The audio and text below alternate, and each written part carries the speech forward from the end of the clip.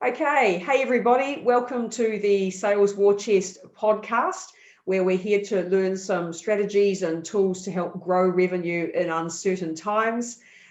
With me today, it's great to be here sharing with our special guest, Helen Down. Helen is the Chief Executive of the Hutt Valley Chamber of Commerce, and she's had a whole lot of experiences in the marketing and no doubt other areas which are very helpful to us. And you've got a real pulse, of course, Helen, on what businesses are experiencing right now and what might be impacting sales. Welcome, Helen. Thank you, Mary, and thank you very much for the opportunity to join you today online. It's a great opportunity. Oh, good. It's great to have you here because I know you've got lots of interesting stuff. But before we unpack some of that, would you tell us a little bit about your personal journey? How did you get to become the Chief Executive of the Hutt Valley Chamber of Commerce? Oh, okay. So some of my personal journey started out, actually I worked in the telecommunications and IT sector and in a very corporate role. I worked for some really huge multinational companies here in New Zealand and overseas, and then came home after a corporate career. And to be honest, wanted to start a family and decided to work for myself because the international travel was unsustainable, really. I was traveling every month. So, fabulous industry and really good experience, but it was very much big business. It was huge business, really, but not very sustainable if you want to have a life as well. So started my own business, as you alluded to, as Synthesis Marketing, and have worked with small and medium-sized businesses through Synthesis and my other company, Advisory Boards New Zealand, helping them to grow, basically. And the first thing I did on my very first day of Synthesis Marketing was a BNI networking breakfast in the morning, and then I drove from the BNI business breakfast and came around to the Hutt Valley Chamber of Commerce and walked in the door and said I need to join the chamber because I knew more people in Hong Kong and London than I knew in Lower Hutt. And to be honest, I had to drive to the Lower Hutt Chamber of Commerce every time I came to Lower Hutt before I could go anywhere else because it was my starting point. So, so I knew no one in the Hutt Valley, basically. Wow. Wow. Yeah. And I suppose, like I know there's a huge increase in the number of people that have started businesses in the post-COVID world, although we are still grappling with some of that COVID stuff, obviously.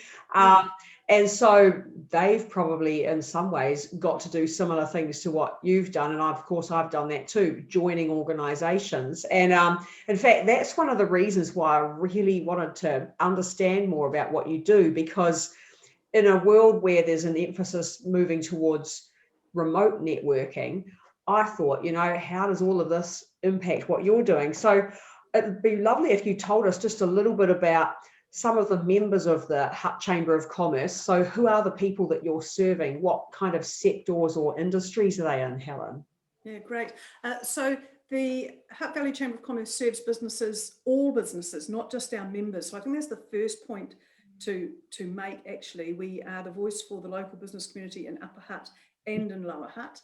And our revenue model is certainly membership, but COVID certainly taught us also that serving the business community is actually the first thing that needs to be done, because you don't go anywhere without a strong, vibrant and supportive business community.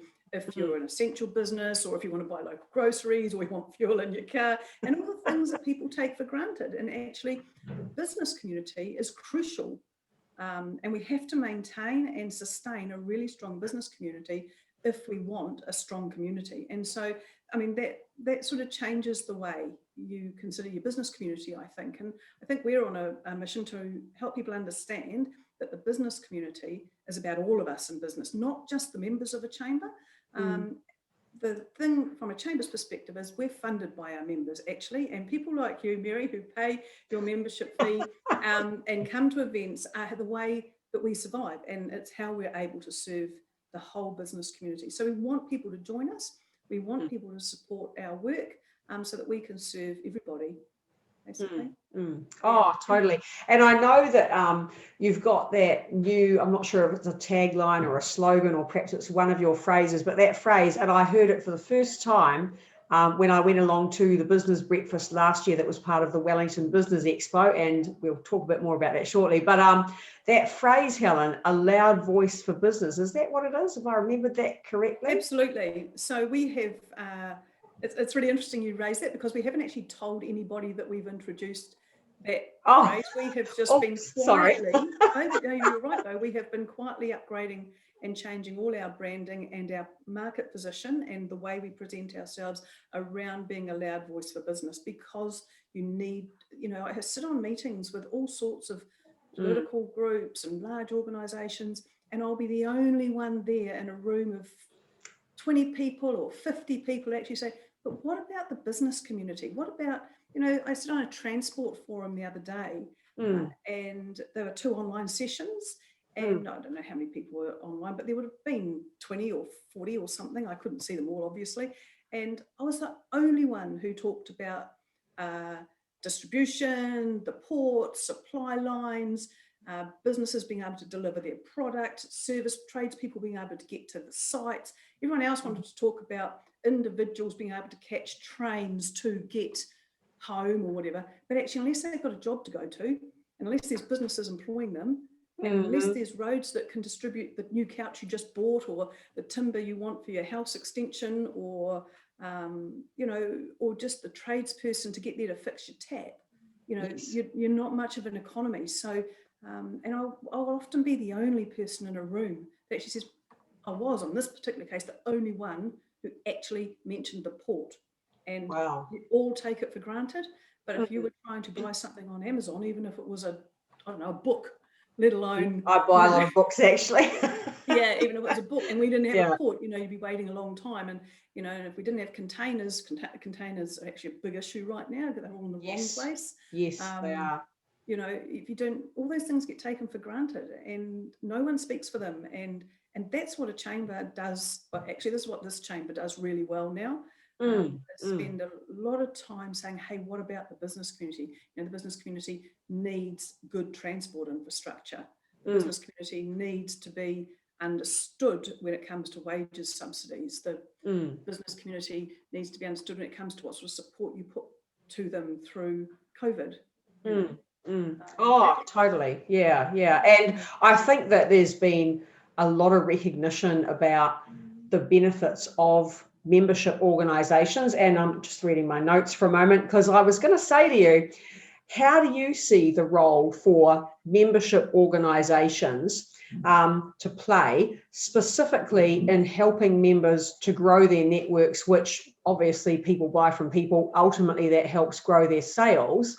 How does an organisation like the Hutt Valley Chamber of Commerce actually help members to do things or have opportunities to grow their sales? Sure. So what the chamber does at the very beginning of the sales process, I think, is give businesses who have limited resource, and we've all got limited resource, whether you're a single person business or you're 150 staff and you're a major manufacturer that exports, you've still not got enough resource. So the first thing we do is give them a voice, and then we enable them to have reach and profile. So to be able to reach their market and have a sense of belonging and there's a sense of endorsement as well. We don't offer that, but there isn't a sense of trust and that sort of thing. And so it gives you reach and it gives you profile and those sorts of things. People think about that. But actually, and I know you experienced this last year, Mary, on our Business Expo, it gives you opportunities to create meaningful relationships. And people will say that's networking, but no one wants to do networking. I actually personally love networking, and you seem to enjoy it as well. I really like it myself, but yeah. But it actually means that you can get meaningful relationships established. And that's what we need in a sales environment, is we need relationships that sustain us over the longer term and keep coming back and keep buying from us, keep trusting us. And actually all sales, whether you're a multinational, like I used to sell telephone networks actually to countries, it still comes down to people. And that's what chambers do. They give you reach so you can reach more people, but then they give you the face-to-face and the telephone and the more personal, direct connections, so that you can establish meaningful relationships that can turn into purchase and buyer-seller relationships as well.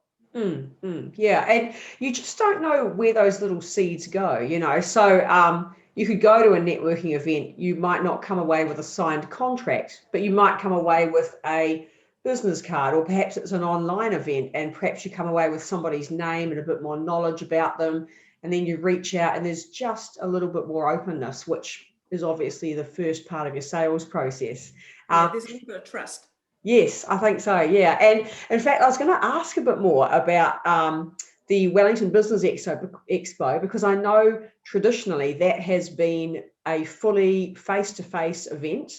And here in Wellington, we have experienced, well, we thought significant, but probably not compared to the rest of the world, but a significant enough lockdown in the earlier part of 2020. And so I know that you and the people at the chamber really wanted to ensure that you future-proofed the expo, so that if we went into lockdown at the time, which I think was 12th to the 22nd of October last year, that we would still actually have some kind of an event and some kind of a gathering. So you created what I thought is probably one of the first hybridized models of how to actually run an event. And I know there were some in-person events. There's also a special website that you created, the Wellington Business Expo website, where exhibitors could have their own page, which is really like having a stand.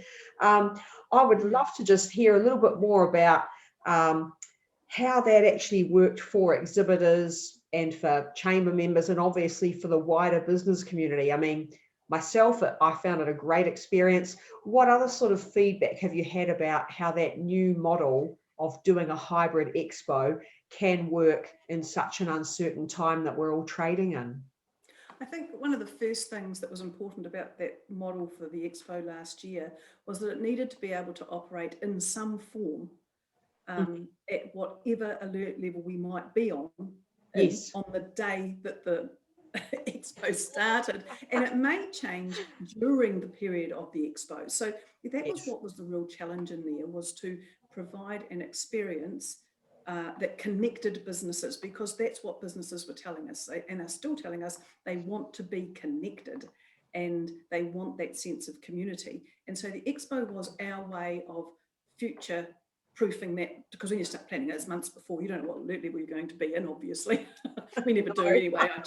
I check the news every couple of hours to check which alert level we're about to be in. Oh, Helen, that's hard work, isn't it? Very me. So, it needs to it needs to be able to function at any alert level and during any change of alert level, in the whole process. So I think it was a real challenge it was certainly a big challenge for us, but it was also a challenge for those who exhibited. So I know several of the online exhibitors didn't get enough traction from their stands. And I think the learning in that is that you can put any web content up that you like, but unless you drive traffic to it, and unless you make it compelling, and unless you supplement your website or your web content with other sales process, it's really just a spark, isn't it, in a very large, dark world. So, you have to actually put a sales process behind a website. And I think that was the learning. That's a big learning. And that's, and for many of the businesses, not necessarily, well, some of the businesses who are on our expo don't have a web presence at all, actually. Wow.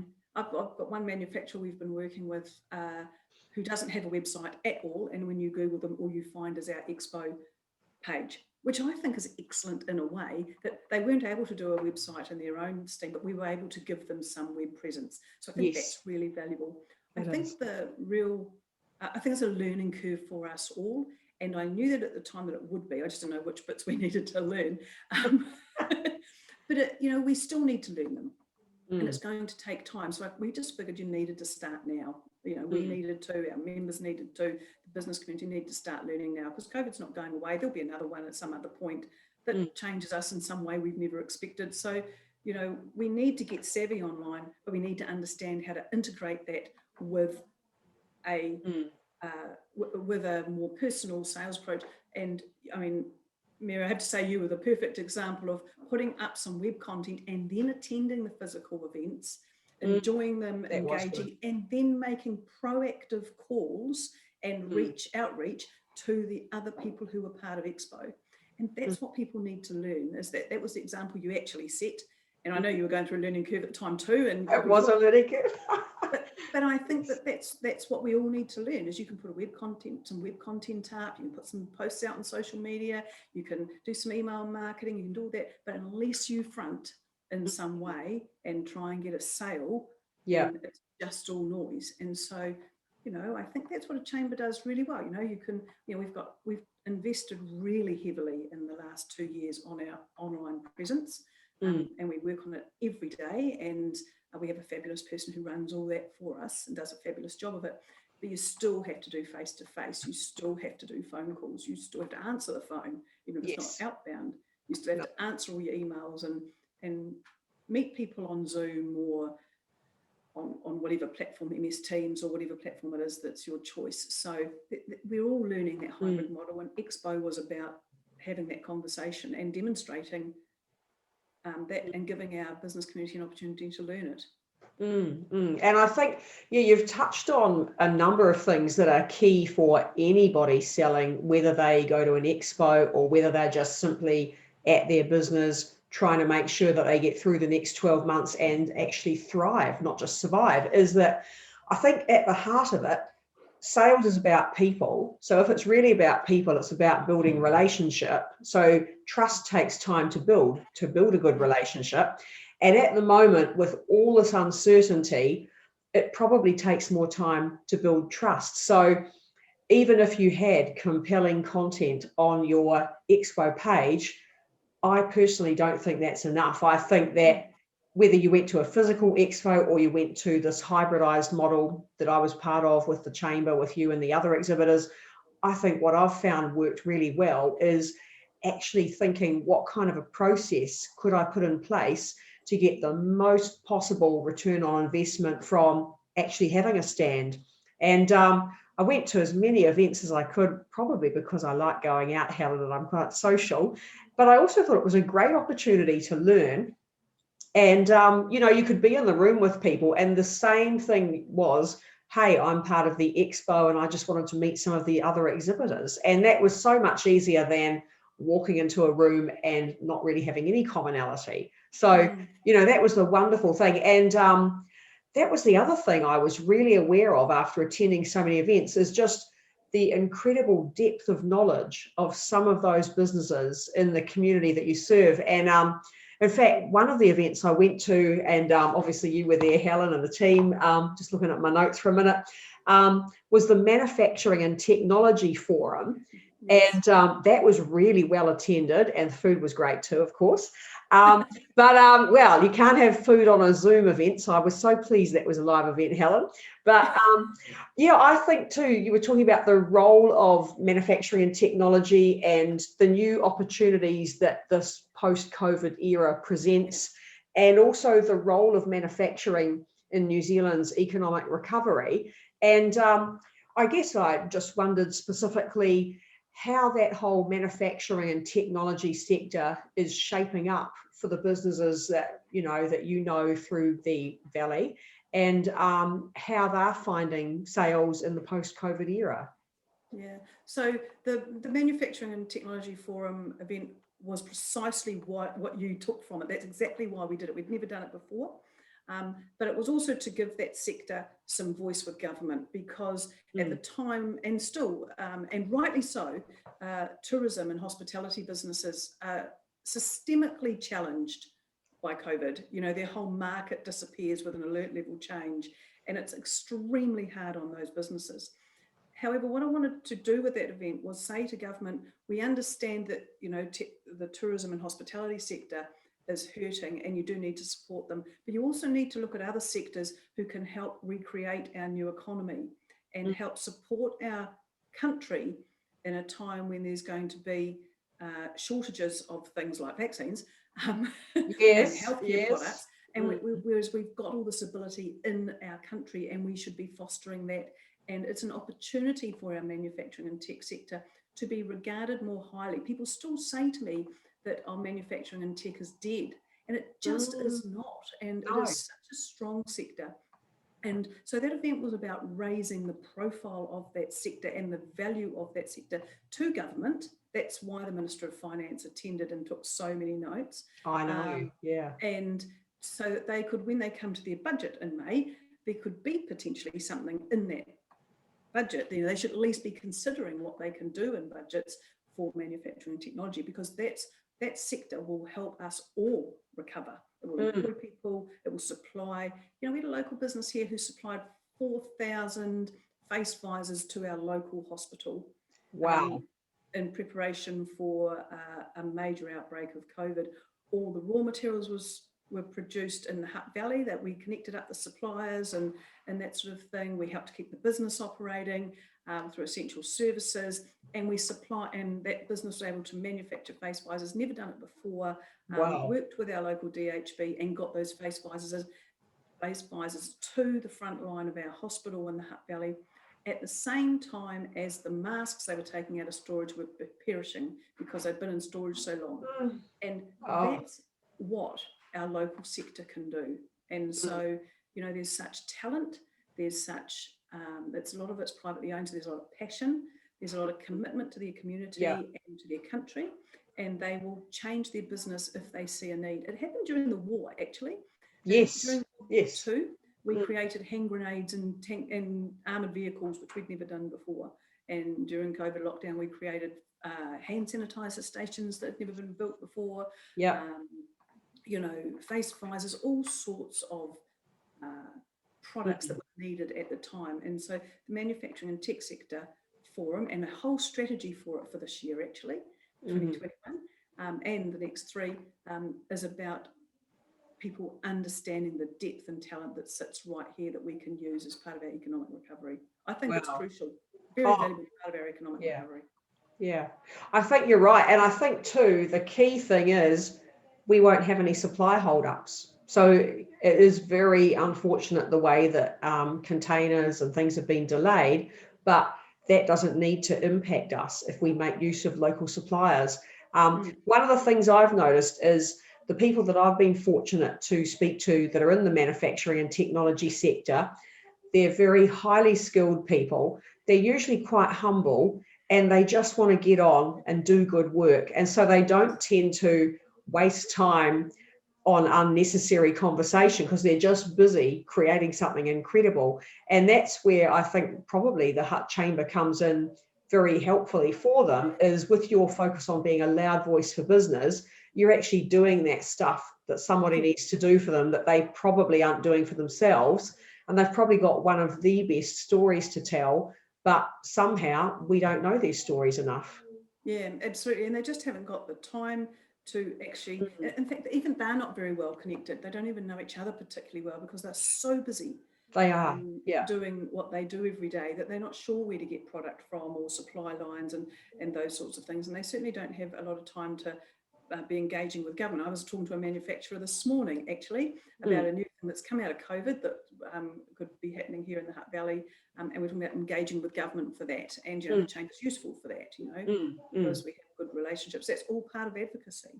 And that's all part of, you know, chamber membership and the thing that manufacturers are, the situation they're in now is actually, people say, oh, the economy is strong, which it is. Actually, the Lower Hutt and Upper Hutt economies are both doing really well on a New Zealand level. But they're under a lot of pressure, and pressure's hard on business. You know, growth and sudden changes in demand and customer behaviour, and traditional products may not be in demand and new products are, you know, that's a stressful time for businesses. It's hard on cash flow, it's hard on profitability. Actually, profitability often goes out the window. It's hard on your processes, it's hard on your staff, and it's certainly hard on the business owner. And so they need support through growth. Growth is when businesses are very vulnerable. And I suppose if we want to future-proof our whole nation, we need to support local industries. So, you know, there'll be people listening to this podcast and they won't be in the Wellington region, but if they supported their own local industries, that will actually future-proof that local industry staying, so that you've got the option of using them, particularly if freight levels get really tough.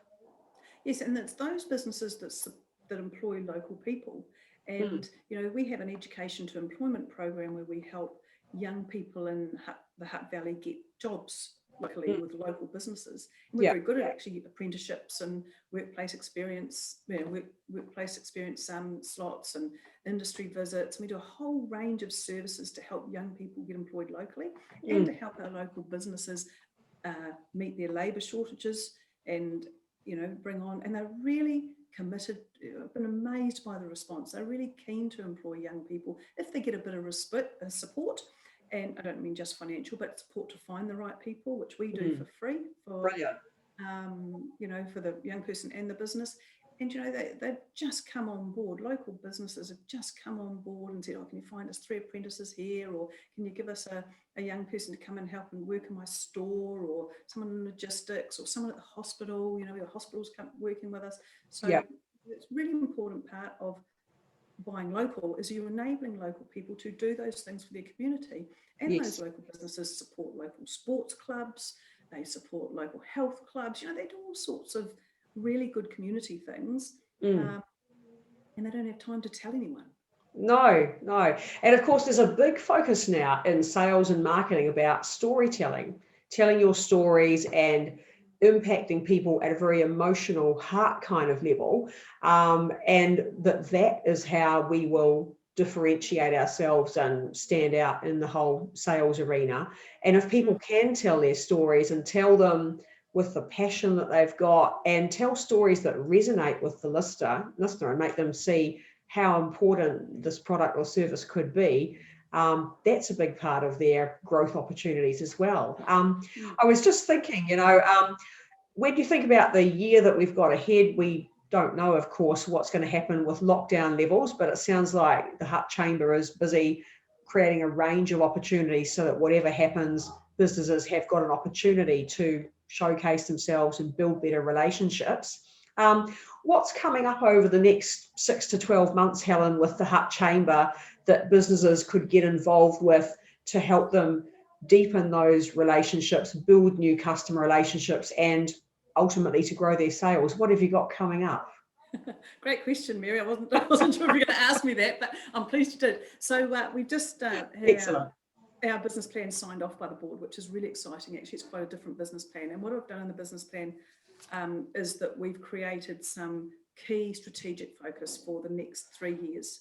Wow. And so all our services are being matched into these programs. And so programs include business advocacy. So we've talked about that already, but Hutt Valley COVID-19 Support Group is another strategic program that we think we're going to be running now for quite a while, because COVID's going to change on us. There will be variants, there'll be changes in alert levels, there'll be new support programs, there'll be funding. Last year we stood that up in like a week, and the support group is the combined efforts of both Upper Hutt City Council, Lower Hutt City Council and the Hutt Valley Chamber of Commerce. And you engaged with that last year, and we worked very, very hard to get a lot of support out to businesses. So that'll underpin our strategic focus for the next 3 years. I mean, I think between August and October last year, we facilitated $1.3 million worth of advisory funding out to Hutt Valley businesses. That's the biggest portion per capita. We had a big team on it. We seconded people, we housed people, we got people on the streets, we got people on the phones, phoning as many businesses. Actually, we targeted migrant-owned businesses because they missed out with language barriers. COVID support is a big part of our strategic focus. So we're looking at a range of events in there. There'll be live streams, there will be physical events, there will be training, there'll be education, like, last year we did a lot on the wages subsidy or the tax loss carryback scheme. Programs. There's our education to employment program of work, which is about getting young people onto career paths and understanding vocational careers and getting trades and apprenticeships and that sort of thing. So helping from a members and a non-members point of view, helping them find and engage young people into their companies, really valuable and much appreciated by the people that we're working with currently in that space. There's transport and infrastructure. So major area for the business community. Tonight we're hosting 50-something people here at the Hutt Valley Chamber to meet with Greater Wellington Regional Council, Hutt City Council and NZTA on the Riverlink project. So Riverlink is a $500 million investment in State Highway 2, Melling Bridge, Lower Hutt CBD, and turns the city to the river. Okay, wow. Into a river city. It gives us a new train station at Melling, gives us new roading across from State Highway 2, gets rid of the lights at Melling on State Highway 2.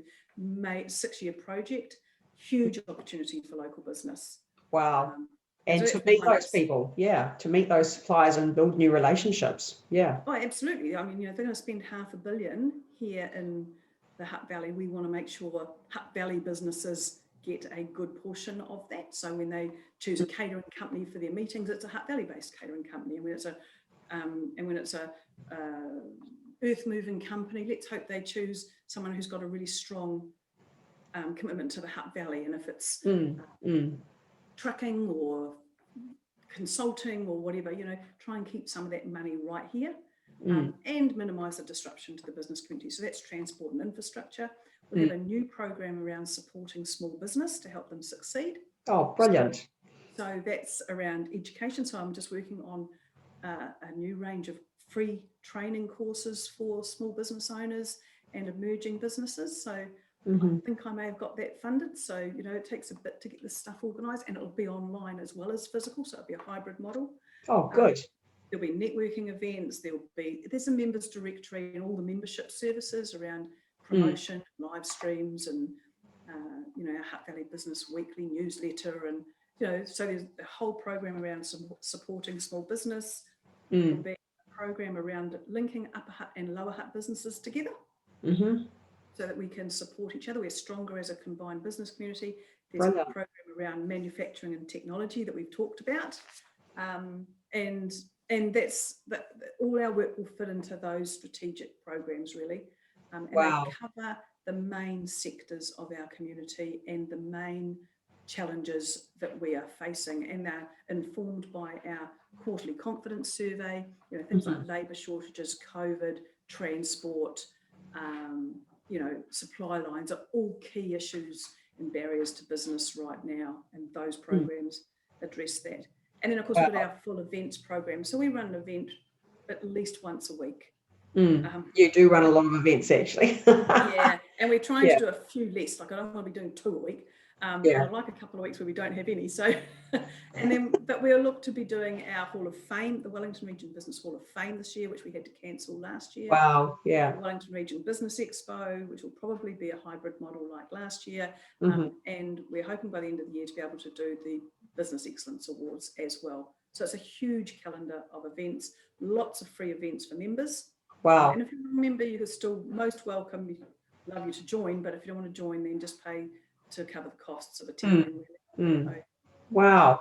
Oh, Helen, well, look, thanks for coming on Sales War Chest and I guess unpacking a few of those ideas about how businesses can network, particularly in times when things are uncertain if actual physical events will even happen, and how business can connect with other businesses and with membership organisations and others to grow their opportunities for increasing market share and building new relationships and ultimately building sales. So look, thanks for being part of Sales War Chest, and we'll look forward to catching up with you again sometime and hearing about all these developments.